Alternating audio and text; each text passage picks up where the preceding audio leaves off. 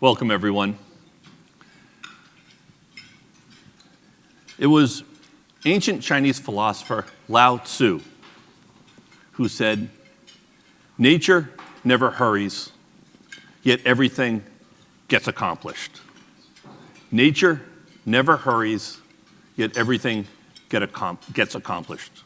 What a fantastic sentiment, especially for those of us who are procrastinators, who devised this welcome remarks on the drive-in. Thank goodness there was enough traffic, so we're okay there. But it also is a sentiment about the fact that it's a journey and not a destination. And understanding that where you get will happen, but how you get there is so critically important. On behalf of Boston College and the Carroll School of Management, welcome to the Boston College Chief Executives Club.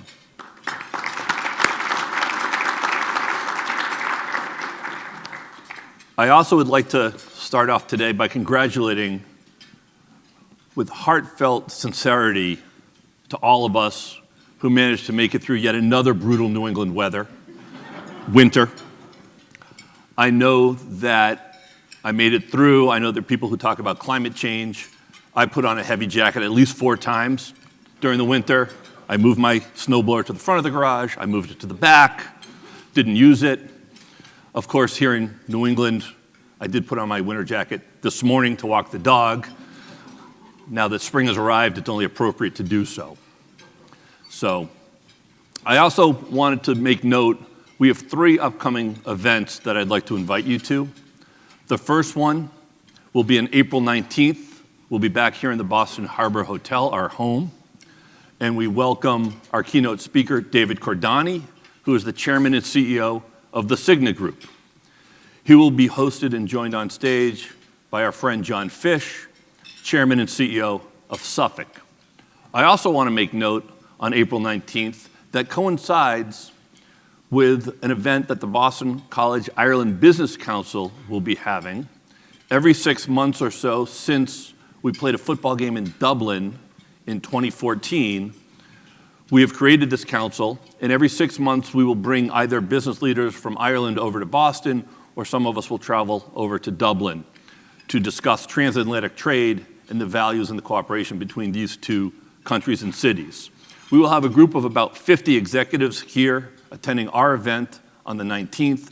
There are also some other events being held earlier that week, and we'll be having a breakfast at Bank of America on the same Friday, the 19th. If anybody is interested in participating or connecting with any of these people coming from Ireland, please let me or my office know, and we'd love to invite you to those events as well.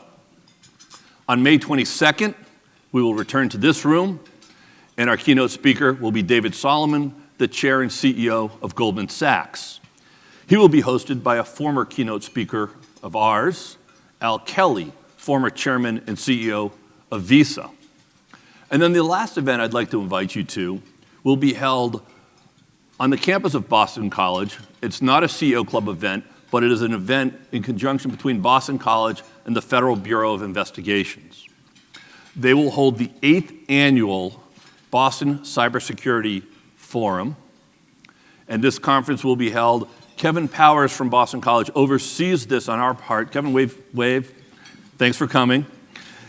And Kevin oversees this conference. Traditionally, the keynote speaker is the director of the FBI, and I will note that both of the 2 gentlemen about to come on stage have also both spoken at this conference. If you would like to attend that important event on the further discussions of cybersecurity, please connect with Kevin after the event or me, and we will certainly get you registered to join us for that one. Now, for today. Our host for today is our friend, the chairman and CEO of Rapid7, Corey Thomas. And I spoke to Corey about a year ago, and I said, our members are clamoring for a conversation about cybersecurity. I need you to help me identify someone who is the CEO of a company, who is a thought leader in this space, and who has enough gravitas to be on stage with you. And he said, I've got the perfect person, it's Kevin Mandia. And I said, terrific. Reached out, and we are blessed to have Kevin Mandia, the CEO of Mandiant, on our stage today. Kevin's background is spectacular. He started off as a cybersecurity officer for the United States Air Force and ascended quickly there. He has held gigs at private firms and has become one of the industry leaders in this space. He has written 2 books. He teaches classes.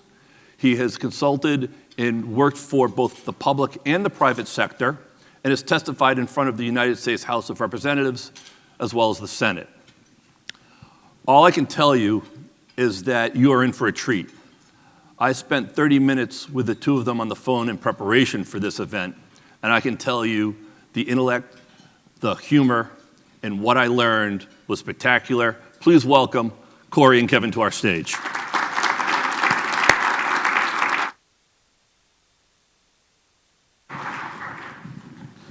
So Warren, thank you so much. Kevin, so good. Thank you so much for coming. You can sit first. There we go.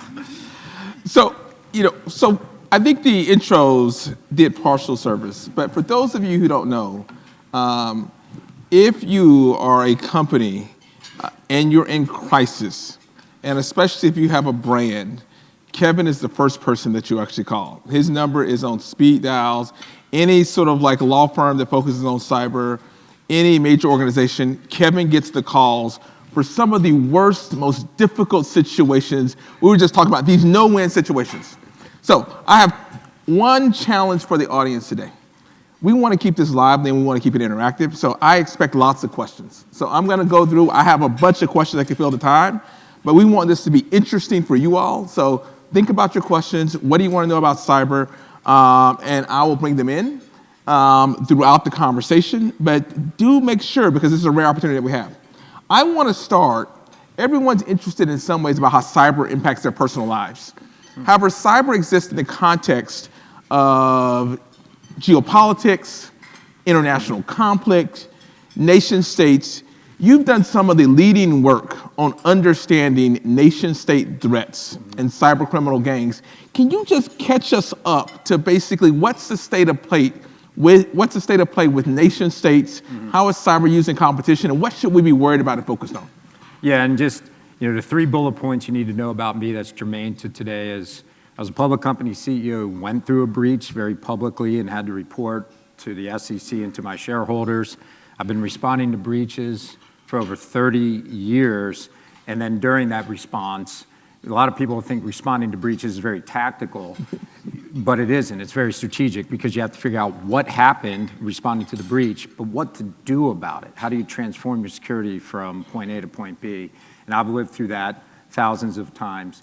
So you had asked about, what's going on basically geopolitically. I think what's relevant for all of us in this room that should frustrate all of us is that there's safe harbors to hack us, first and foremost, from the criminal element and from cyber espionage. If you're in Russia, Iran, China, or North Korea, it's a hall pass to, as I say, take as many shots on goal that you want, and that's it. So if somebody hacks your organization, not only is attribution complex to figure out who did it, but even when we know who did it, if they're sitting in Russia, China, North Korea, or Iran, there's nothing we can do about it.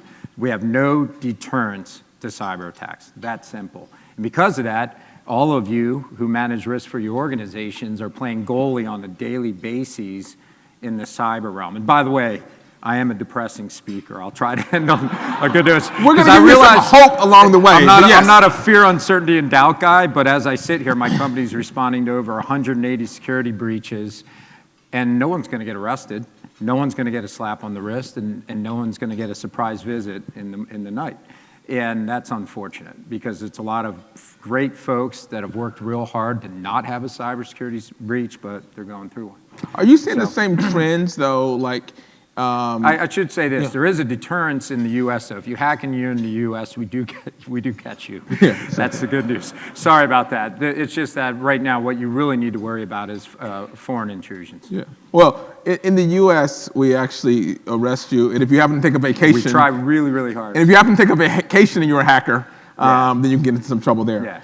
So talk to us a little bit about what trends you're seeing. My understanding is that what we're seeing in Russia versus China is a little bit different overall. So talk to us a little bit about what you're saying there. Well, I'm a late bloomer. I started responding to breaches in 1995, And it wasn't till 2013 where I went, aha, breaches are tied to geopolitical conditions. So it took me about 20 years to figure this one out. But it absolutely is the truth. Right now, the good news with Russia is they're so locked on Ukraine that's where most of their efforts are going to. My company was hacked by the Russian Foreign Intelligence Service, known as the SVR. They're damn good at what they do, but they don't scale very well. Quite frankly, they're probably not going to go after anyone in this room because they do follow traditional espionage. They go after U.S. government, U.S. defense contractors. The FSB hacks a little bit from Russia. The GRU, the military intelligence, will compromise. But they're focused on Ukraine. The biggest concern for folks in this room would be if you make anything that can take care or help take care of the billion-plus Chinese folks, if you're a part of their 5-year plan, they love to know what our IP is. And we generally think of folks going on offense in the cyber domain for security purposes. Is my opinion, China goes on offense for economic purposes because they think a strong economy is a good security. So if you add up all the criminal cases that we work every year, and we'll do over 1,200 incident response gigs this year, you could add up all the criminal, all the stuff from Russia, all the stuff from Iran, all the stuff from North Korea, and it still doesn't add up to what's coming out of China. So China is a real threat. And we used to have like the Associated Press poll, for who's the best on offense. In my entire career, I kind of take the U.S. out of it because the U.S. doesn't hack Home Depot and then we get hired to investigate it. We go where the breaches are, and I've never been hired to respond to a breach that we attributed to the U.S. government. But we've been hired to respond to thousands of Chinese breaches or breaches coming out of Russia. Russia was number one on offense till last year. In my whole career, from 1993 till now, last year, the apex attacker in cyberspace was China. And what I mean by that, Corey, is they had the most 0 days, meaning they came up with the most ways to exploit you where there was no patch. They finally decided to have great operational security. They used to be the tank through the cornfield, and we kind of follow the trail. And then right around 2020, when cyber espionage out of China occurred, they started covering their tracks, doing counter-forensics, using better infrastructure to attack us. When I first responded to breaches out of China, it was like someone in Shanghai hacking defense contractor. That's an easy one to figure out because the IP address went back to Shanghai. Third graders could figure out probably China did it.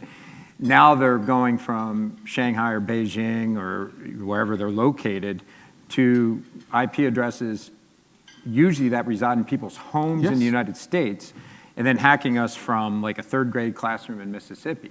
And it's getting a lot harder to pierce anonymity. So China is the one that we probably should focus on. Iran is still following rules of engagement. They'll hack our media companies, they'll hack our military. They don't tend to hack in an unpredictable way.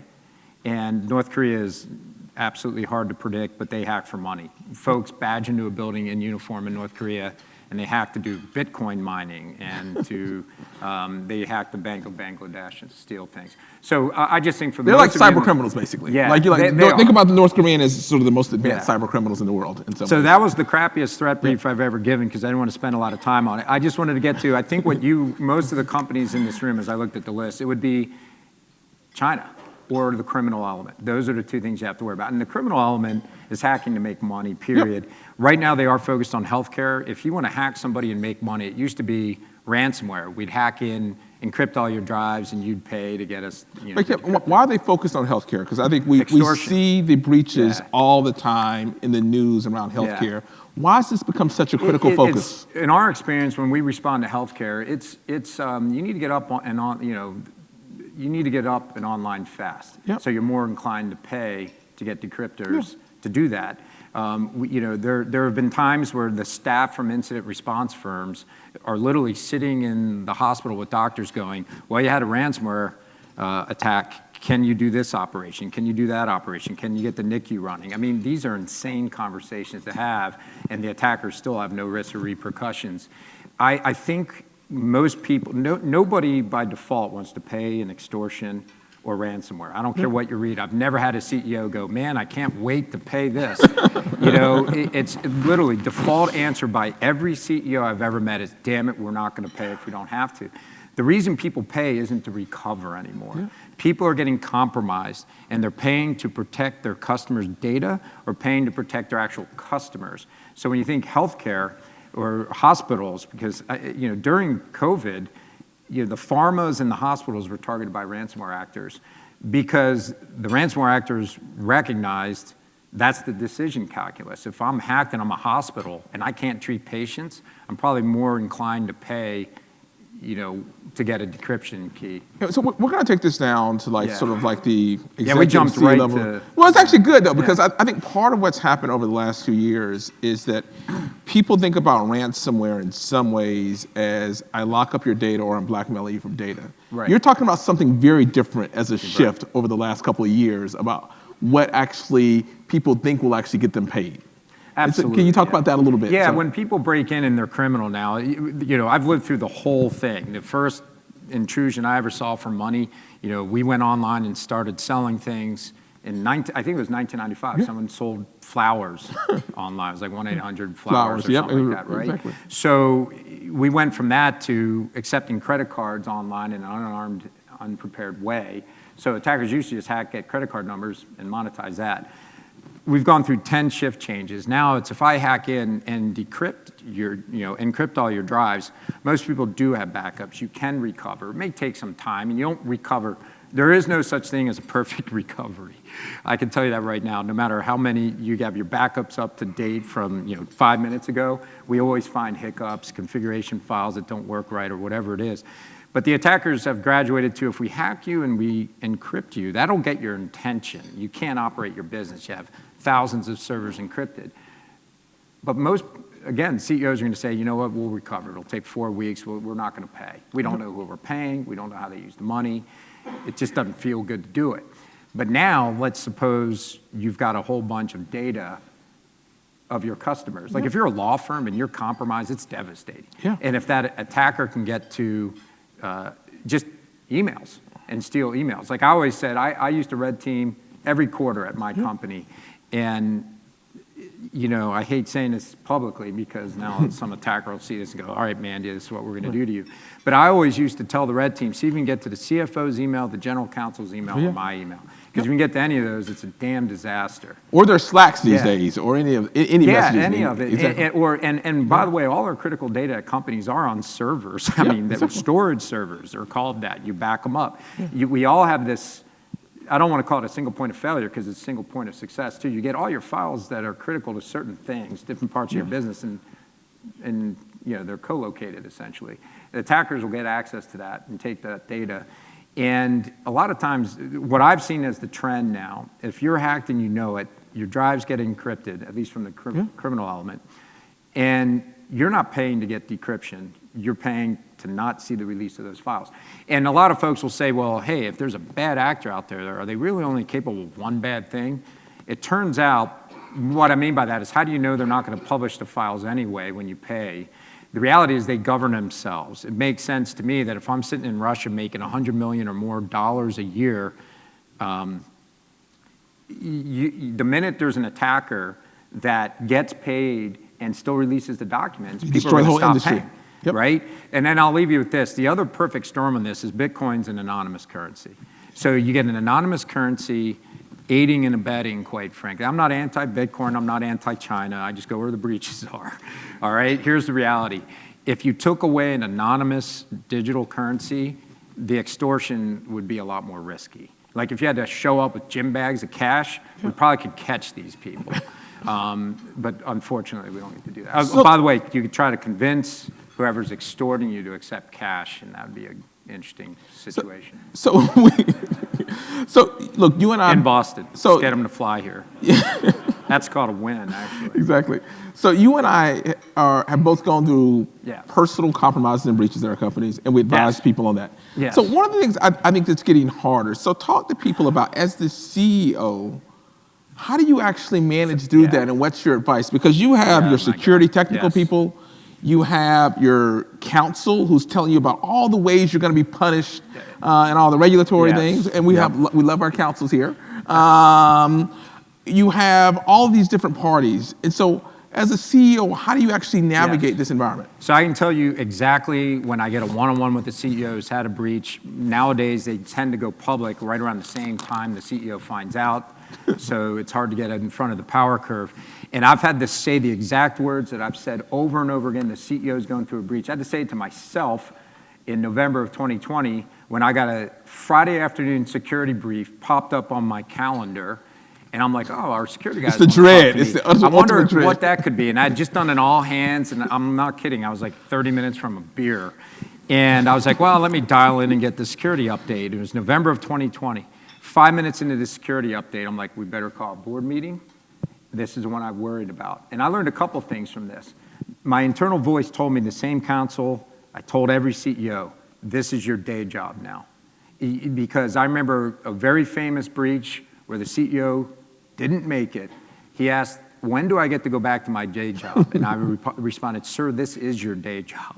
Exactly. You have to manage this. When I see, and I've learned from other folks when I've handled breaches, like Cognizant had a breach. I thought their CEO did a great job. I learned from him, customers first, period. You know, having responded to all these breaches helped me respond to my own and know you have to own it. And the reason why is general counsel will go into shield mode. They just do. Sales will go into, we can't lose any sales mode. Comms will go into whatever comms does. And ultimately, you know, you've got to figure out how to just get it all to gel. I remember I had to write priorities. Like, we're responding to protect the nation first and foremost. I was lucky enough, it was the SolarWinds, like 0 day, basically. Luckily, everyone got hit by that one, exactly. Yeah, well, I was like, I doubt we're alone on this one. Yeah. And the other thing, too, when you're breached and you know it, trust me, other companies have been as well. And I've lived through the whole thing where every company got their first major breach. Most companies have been through it by now. But it is your day job as a CEO and a leader because, and to bring them all together, like sales, fine. You, my head of sales, my CRO, you represent the voice of the customer and how we're going to communicate to customers. I'm going to handle employees and shareholders. You'll have counsel in the room, but ultimately the words and what you communicate, I believe this, need to be the CEO. And take on the tone of the CEO. And you had Kronos up here. I think Aaron Ain is Boston CEO. He did a great job. Yeah, he did. Aaron did an amazing job. He called hundreds of customers a day. Yeah. And by the way, as a CEO going through a breach, you have to just call your customers and get yelled at. That's what happens. How could you let this happen? And you'd be like, let it happen. We didn't let the breach happen. But the reality is, it's amazing. CEOs who think they can outsource the challenge, if you're the headlines, you can't. Yeah. And I would argue, what's interesting to me, if I'm the CEOs in this room, what I would be thinking about if I'm you is, how would I know if my company has a breach? Do they even escalate? Because when I got my own Friday afternoon phone call from my team always escalated early to me. And the whole time I'm in my call where I'm thinking, this is the breach I need to worry about, my team wasn't worried. And we were a security company. Because they were still thinking, maybe it's this, maybe it's that. It's rationalization is exactly. a powerful They're like, thing. there's just no way this could be the Russian SVR, Kevin. And I'm like, no, I think this is. And it was. I think all of you need to figure out, so what do I want to know about? Do I know enough to get a briefing early in this process of we might have a problem or later? And it's real important to figure out your escalation. But there's an important thing here. So look, we talked about a little bit of the doom and the depression of it. But lots of companies go through breaches, and while it's painful, they survive. Microsoft has had major breaches. We all do it. We've had, and so it's survivable. Yeah, totally. What makes the ones that actually survive it and end up stronger later, and okay later, or versus the ones that it really just tanks the CEO and tanks the company? So a couple of things. First of all, I can tell you when I went public with my breach, we lost 20% of our market cap like that. So, $400, $500 million. And you were in the middle of a complex transaction too, as I recall. We were raising money from Blackstone at the time as well. It's that was my all hands. Hey, we just raised money from Blackstone. 10 minutes later, hey, we've just been breached by the Russians. Great. Love that transition, the seesaw life of the CEO, right? Did it. Oh, but it's real hard to tell. I can tell you, breaches in the past. You look at, the Target breach. There was some fallout to it. The Home Depot breach, in my opinion, was very, very similar. to some extent, I think they both handled it similar. Home Depot would say, oh, we handled it better. But some common patterns is just being honest, truthful, and genuine, and the CEO being the spokesperson. And I'm talking, by the way, the top 5%. This is every decision you make is automatically the least bad of 10 bad alternatives kind of breaches. If you're hacked and you know it, and you're 5 minutes behind the breach, you don't have a problem. If you're an hour behind the breach, you don't have a problem. If you're 5 days behind the breach, you may not have a problem if you move fast. But I've learned watching other CEOs and then living through my own breach, the transparency matters to your customers. You do have to have your true north, whatever that is. And each breach may have a different one. Protect patients, protect shareholders, protect critical infrastructure, because your waterworks or your utility. And it helped me at one point to actually write it out and remind all the stakeholders, because you're going to get a ton of unsolicited advice during a bad breach. You're going to have everybody yapping, do this, do that, and there's a lot of shareholders and stakeholders involved in a breach. But I've found the transparency of it can help. That being said, a lot of breaches, there's a fog of war that is longer than you want it to be, and it's very frustrating. I can tell you, in one of the major breaches I responded to, I talked to the CEO right before he went public, and I said, sir, do you know how they broke in? And he's like, no, we don't know how the threat actor broke in. Sir, do you know what they took? No, we don't know what they took. Sir, do you know how long it's going to take before you can recover from the ransomware? He said, no, we don't know. And I'm like, well, you can't answer any questions. Why are why go public? He's like, I'm doing it. And I go, well, I'll do it with you then, Exactly. Because I don't want you to stand alone with no answers. Yeah. And it turned out to be the right thing to do. Yeah. And I would have predicted and called against that. So that's a long-winded way of me saying I can't always predict the government's reaction to your breach. I can't predict the public's reaction to your breach, Target versus Home Depot. But I have learned when CEOs go public in a genuine, transparent way. Well, part of that is that today, I think you have lots of people that are looking for a cover-up. And so if there's the slightest hint of it, it makes it worse in some ways. Yeah, to me, here's the challenge. So I like to use the term, I'm not sure any CEO wants to cover up, by the way. I agree. I completely agree. Here's what I would tell you. There are times where you don't know the extent of the breach. Yep. And if you divulge everything, people will jump to conclusions that may not be right. Yep. For example, if you don't know whether you lost 10 credit cards or 25 million, and you go public saying, hey, we lost some credit cards, everybody's going to race you lost 25 million. And that's nothing. Imagine a law firm. If you say, we've been compromised, you lost some email. People will catastrophize to you lost every partner's email. Oh my God, all our litigation's going to be lost now. That's the thing. What I've seen is when people aren't transparent to you, and nowadays, there's a desire to be, but recognizing transparency is going to create a panic that's undue, maybe. It's a complex situation. And yeah, I can't always say transparency is right. Like I can tell you, I can't name the breaches in reality, but there are some breaches I sat there going, I get why they're not sharing every detail of this breach. It'll create undue frustration for people, and there's not a damn thing they can do about it anyway. Well, and I can talk about, without naming clients, some of our experiences, but one of the reasons that we argued before the SEC to avoid, I would say, strict time limits is because you don't know what you don't know. And so you want to have transparency at some point in time. And so, but it does bring up this question, there's lots of regulatory pressure that's actually coming. There is. Yep. That's creating some friction between, I would just say, CEOs and boards and some of the security folks on the teams, or some dynamics. And so can you talk a little bit about, like, you talk to CISOs all the time. Yes. What would you share with CEOs about what security people are actually going through as they're thinking about this dynamic in this world that we're living in? A couple things. So last year in July, the SEC did their third iteration of making cybersecurity rules, and they impacted three things in our lives. If you're a publicly traded company, three things changed. They shared with you, meaning the SEC shared with you, if you have a breach that has material business impact, you have to file an 8K. To be honest, that's nothing new. To me, if you had anything, if you had a hurricane that had major impact, you're still going to file an 8K and let everybody know. So what they did do is provided a ton of guidance as what's in the cybersecurity notification. You do not need to share technical details about the breach. And people don't get that yet. So even right now, we're working breaches, and the security community is like, there's no detail. Exactly. correct, because we don't have to report it. We only have to report the material impact to the business, and I agree with that. Yep. Because you don't want to just tell the attackers, hey, great job, you hacked us and evaded all the All the controls, infrastructure. exactly. Which brings other attackers, by the way. But the challenge that these SEC rules bring up that even I'm kind of interested in is it goes right to the CEO and operational management, the governance. Who on your board knows, what do they know, and how do they assess your cybersecurity capabilities? So that means, no matter what, there's going to be a focus on this stuff. There was a draft, going back now to your question, because right now I have yet to answer any of his questions. I told you it would be a good learning experience no matter what. Right? Exactly. Yeah, that's my public company CEO training. Just say whatever the hell you want. He can ask, and you just go, here's what I would say. The original drafts were like thinking you needed a CISO or security expert on the board.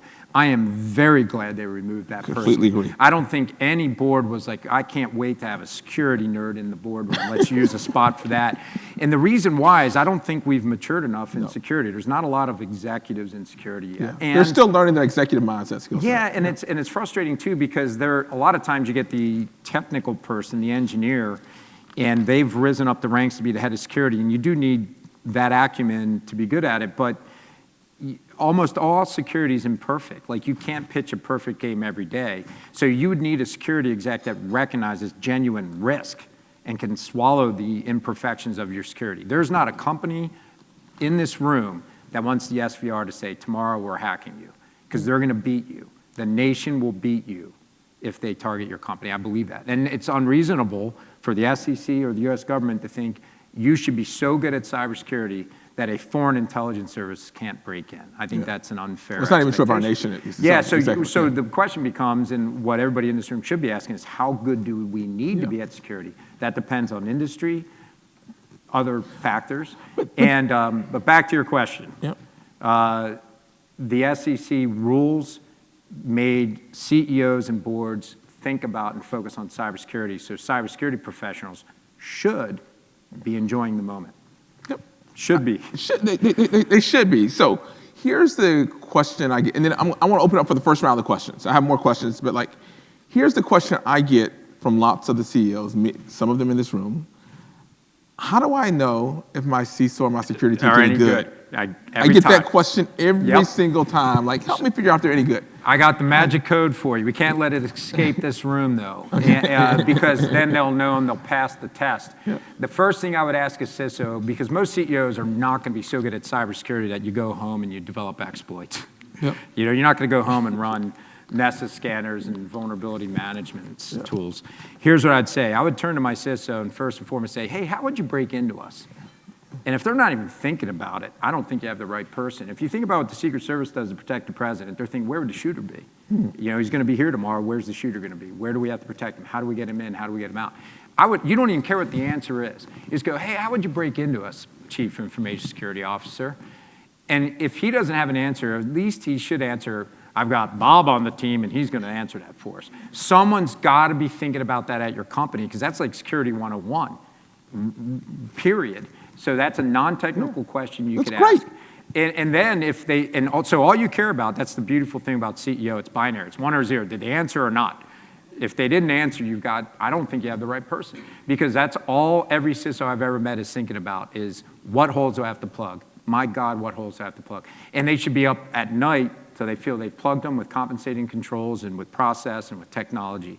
If you have a CISO that isn't even aware of how they would break into your organization and isn't thinking about it every day, that's interesting to me. That's like that's a kind way to say it. Thinking about not how do I protect the president. They're not thinking about it. And I know that's overly general, but I've given this a lot of thought. And there's 2 other questions. I'll just stick with that one for now, because that's the #1 question I get after every breach. And the smoke settles, and the breaches are public, and we are responding to every single breach you can read about in the press right now. And when the smoke settles, without a doubt, the CEO is going to say, how do I know if I was any good? Here's the second thing I would recommend you do. Red team your network. Get 2 or 3 people, give them 5 days, and say, can you break in and make this become a reality? Don't let them just break in. Fine, they'll succeed. Break in and get the CEO's email. Break in and get to an industrial control system. Break in and and you don't have to make it a competition. I would even tell the defenders, hey, we're red teaming from Monday to Friday. The only thing that ever made me feel good, and it happened very rarely, is when the red team's not successful. Because there's nothing, I don't think you can do more than that. If you're a CEO and you've hired somebody to break in and they can't make the threats you're worried about become a reality, I think you should feel pretty good. You know, you're gonna wanna retest because your environment changes. But the red team will tell you everything. Because if they break in day one and get everything day one, here's what you'll end up doing, because most CEOs have lived through this after red team.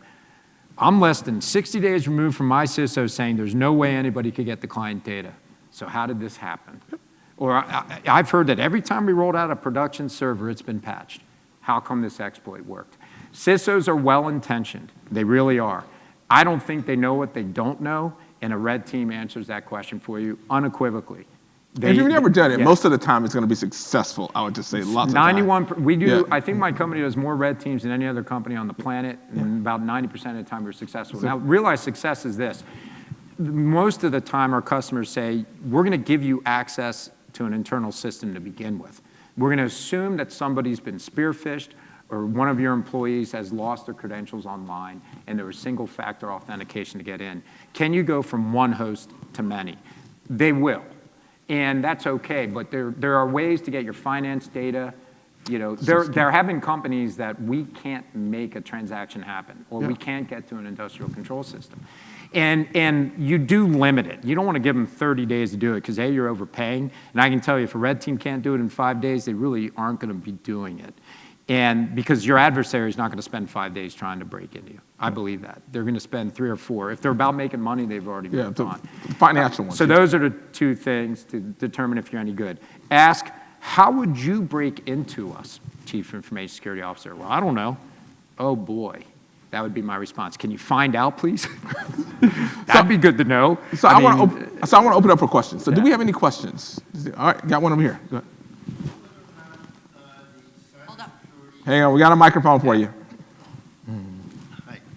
Do you know whether or not the internal control certification in Sarbanes covers cyber risk? Well, I think there's dozens of standards, legislation, regulations that cover cyber risk. And there's a whole, you know, it all comes down to everybody does need to pick a framework that they want to govern by, whatever that is. And I've seen all the frameworks because different industries are regulated by different things. Sarbanes is just a component. It goes way beyond that. It's specifically in Sarbanes, there's like Rule 404 and other rules. It's been so long since that came out, I think it was like 2002 or 2000, that it's just been contained within other emerging cybersecurity standards. Most people pick a NIST standard and go compliant by that. If they're regulated, they got plenty. And then really very mature organizations create a framework beyond governance that really the CEO picks, where the CEO says, here's the 5 things I do not want to have become a reality for my business. If I make healthcare devices, I don't want a death because somebody hacked us in cyber. That's insane. Or if I'm a production, I don't want production to be stopped because of a cyber event. Or you get I run trains, I don't want trains stopped because industrial control systems. The CEO comes up with 4 or 5 things with the business line owners, and usually the 5th thing is, and be compliant with corresponding standards, legislation, or regulations. It's one of 5 or 6 for mature frameworks to report to the board. But consistency on the frameworks is the thing that matters most. About like pick one. Pick one and roll. And pick one. They're all very similar. Yep, exactly. Lots of overlap. Other questions? Do we have it? All right, we got one back here. What are some things that smaller businesses should do who don't have necessarily Oh, that's a great question. all the senior leadership team? Yes. I mean, that we should be thinking about as the small folks. We have contractors who Yep. we're giving access to. I mean, I'm sure there's a lot of stuff that's important, but there's a lot of Yeah. small businesses that could be pretty vulnerable who could then be a pipeline to something. And I'm going to turn this one over to you, Corey, because like almost all the breaches we respond to are 1A enterprises. They're the ones that can afford it, and we're responding to breaches that give me the bias that we're up against pretty worthy adversaries because nobody hires us when it's a 5-minute problem. You know, we only get hired for the things that circumvented really good safeguards. Lots of nation states. As I tee this up for you, it is my opinion, smaller organizations outsource and do risk transfer on cyber. And Corey, you should talk more about that because I'm a big believer in a space called managed detection and response. There's a lot of companies that do it.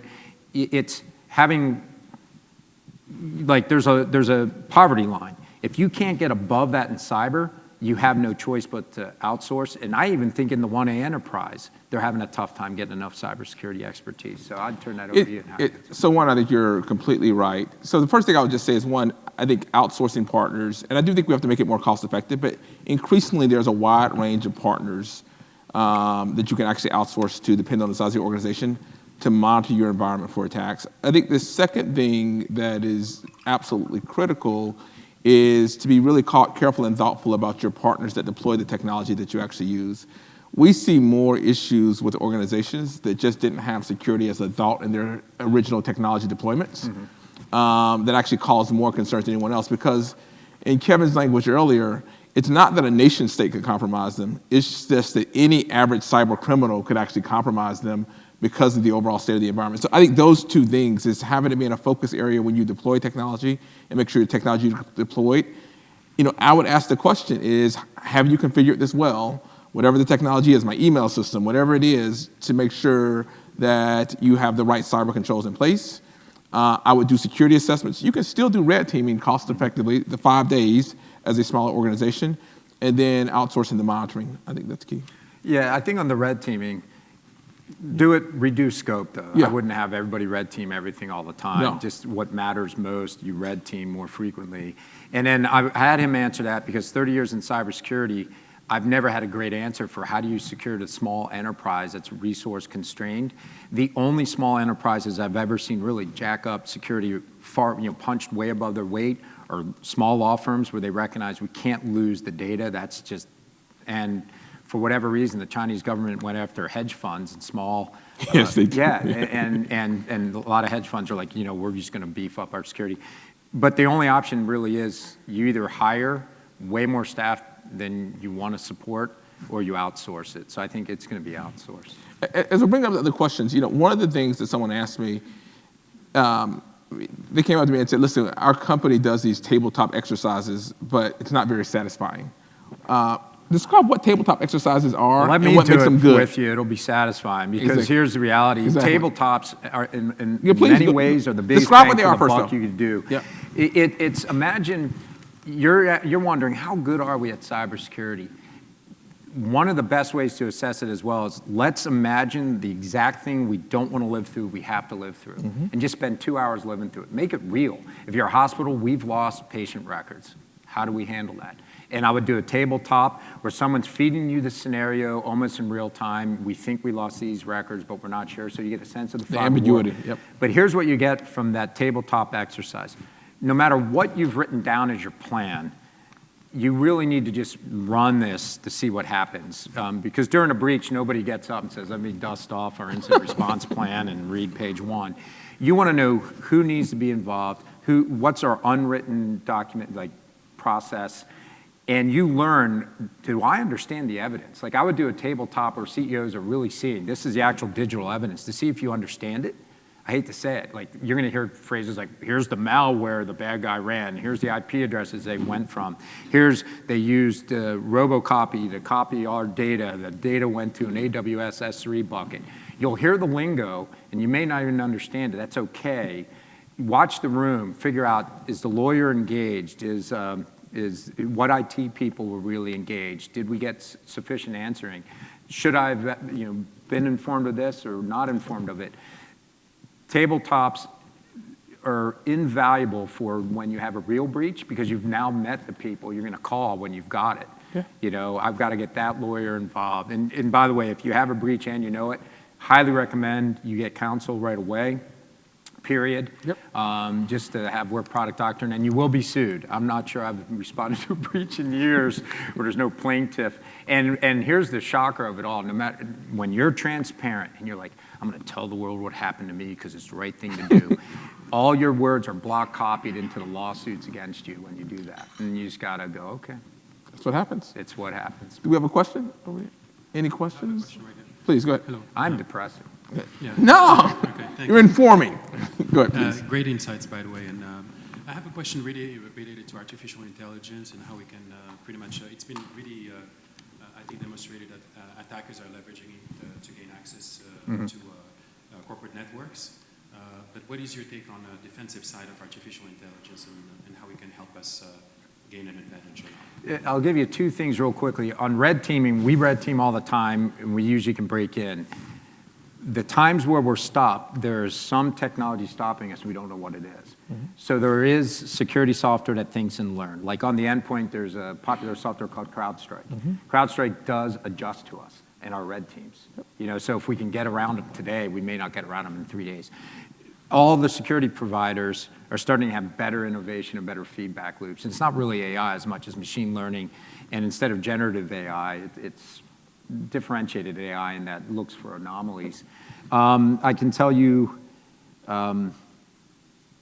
so the biggest thing generative AI is going to do is we're building into our products, other companies building into theirs.